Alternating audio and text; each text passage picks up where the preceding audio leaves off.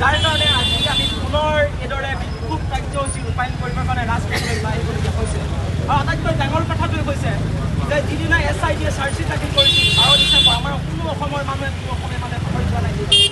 এই 460 টকা হাজাৰ হাজাৰ পৃষ্ঠা টকাৰ চাৰ্জশ্বিট জুবিন গাৰ্গে তেওঁৰ কণ্ঠৰে গীত পৰিৱেশন কৰিছিল আৰু সেইগৰাকী ব্যক্তিৰ নোহোৱাত আজি বিজেপি চৰকাৰে হওক তেওঁ কি ধৰণে পলিটিক্স কৰিছে আপোনালোকে দেখিছে।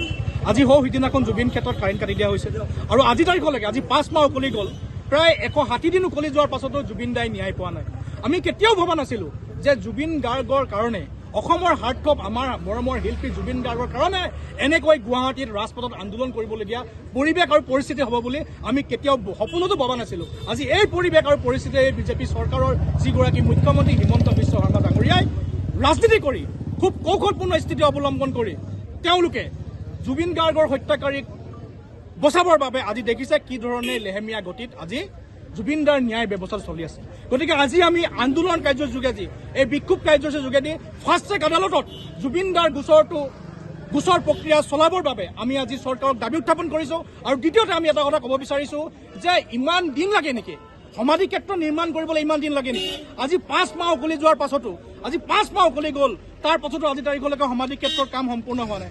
সম্পূৰ্ণটো দূৰৰে কথা, সমাধি ক্ষেত্ৰৰ কাম 1% কামো সম্পূৰ্ণ হোৱা নাই। গতিকে আমি আজি এই প্ৰতিবাদী কাৰ্যসূচীৰ যোগেদি আমি চৰকাৰক স্পষ্টভাৱে ক'ব বিচাৰিছোঁ, যদি জুবিন দাৰ যদি ন্যায় ব্যৱস্থাটো যদি ক্ষিপ্ৰতাৰে আগ নাবাঢ়ে আৰু যদি সমাধি ক্ষেত্ৰ যদি কম সময়ৰ দিনৰ ভিতৰত যদি সম্পূৰ্ণৰূপে যদি নিৰ্মাণ নকৰে, তেতিয়াহ'লে অসমৰ জনতাই এই বিজেপি চৰকাৰক কিন্তু ক্ষমা নকৰিব। আগন্তুক নিৰ্বাচন অসমৰ জনতাই এই বিজেপি চৰকাৰখনক এই হিমন্ত বিশ্ব শৰ্মা মুখ্যমন্ত্ৰী ডাঙৰীয়াক ব্ৰহ্মপুত্ৰ নদীত এই চৰকাৰখন উটুৱাই দিয়া হ'ব বুলি অসমবাসী ৰাইজে সংকল্পবদ্ধ হ'ব। ইয়াৰ আঁৰত ৰহস্য কি? হিমন্ত বিশ্ব শৰ্মাই সিদ্ধাৰ্থ শৰ্মা, শেখৰ গোস্বামী ইহঁতক আচলতে শ্যামকানু মহন্তহঁতক আচলতে ৰক্ষণাবেক্ষণ দিব বিচাৰিছে নেকি? তেওঁলোকক আচলতে মুকলি আকাশত জামিন প্ৰক্ৰিয়াৰে মোকলাই দিব বিচাৰিছে নেকি? আমি প্ৰশ্ন কৰিব বিচাৰিছোঁ।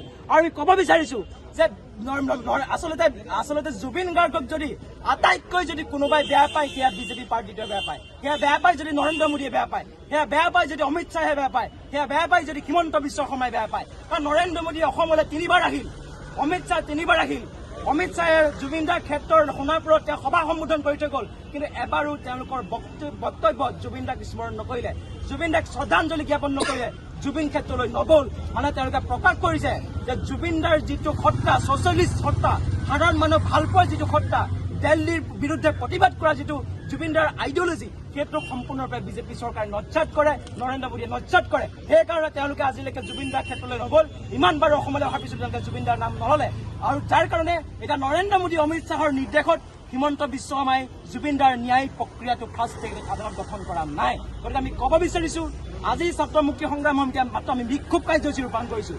আজি শান্তিপূৰ্ণভাৱে আমি প্ৰতিবাদ কৰিছোঁ, যদিও আমাক পুলিচ বাহিনী আমি বাধা দিছে, কিন্তু আমি ক'ব বিচাৰিছোঁ আমি কেতিয়াও শান্ত হৈ নাথাকোঁ। যদি শীঘ্ৰেই জুবিন দাৰ ন্যায় বিচাৰ যদি শীঘ্ৰেই ফাষ্ট ট্ৰেক আদালত গঠন কৰি যদি ন্যায় নিশ্চিতকৰণ নকৰে, যদি হত্যাকাৰীক মৃত্যুদণ্ড যদি কঠোৰ শাস্তি নিদিয়ে, তেন্তে অসমৰ ৰাইজ কেতিয়াও ক্ষান্ত হৈ নাথাকে।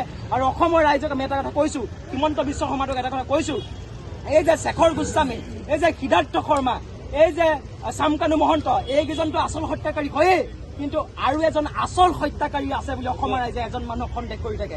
সেই মানুহজন কোন? অসমৰ প্ৰত্যেকজন ৰাইজে জানে। সেই আচল হত্যাকাৰী বুলি ক'লে প্ৰত্যেকজন মানুহৰ মনত এজন মানুহৰ প্ৰতিচ্ছবি পাই আহে। গতিকে সেইজন মানুহ থকালৈকে যে জুবিন গাৰ্গে ন্যায় নাপায়, এই কথা নিশ্চিত হৈ পৰিছে। গতিকে আমি ক'ব বিচাৰিছোঁ, শীঘ্ৰেই ফাষ্ট ট্ৰেক আদালত গঠন কৰক, ফাষ্ট ট্ৰেক আদালত গঠন কৰি জুবিন দাৰ ন্যায় নিশ্চিতকৰণ হ'ব লাগিব, অন্যথা অসমত ইয়াতকৈ ভয়াৱহ আন্দোলন হ'ব। এই কথা আমি স্পষ্টভাৱে সকীয়াই দিছোঁ।